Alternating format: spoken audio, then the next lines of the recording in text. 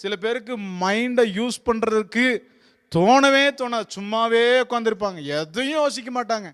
வாழ்க்கை அழகாகிறதையும் யோசிக்க மாட்டாங்க, அடுத்து என்ன செய்யணுங்கிறதையும் யோசிக்க மாட்டாங்க, தரிசனத்தையும் யோசிக்க மாட்டாங்க. நான் எதையும் யோசிக்க மாட்டேன் பாஸ்டர், எனக்குன்னு எந்த தரிசனமும் கிடையாது அப்படின்னா, நான் சொல்கிறேன், எந்த அளவுக்கு நீ தரிசனம் இல்லாமல் இருக்கிறியோ மற்றவர்கள் தரிசனத்திற்கு நீ அடிமையாக மாற்றப்படுவாய். ஆமென் சொல்லுங்களேன்.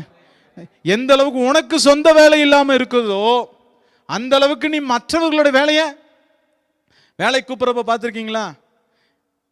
எப்போ ஏதோ வேலை இருக்கான்னு கேட்பான். அப்படின்னா என்ன அர்த்தம் அப்படின்னா, ஏதோ கூட்டிகிட்டு போய் வச்சு பெண்டு கழட்ட போகிறாங்கன்னு அர்த்தம்.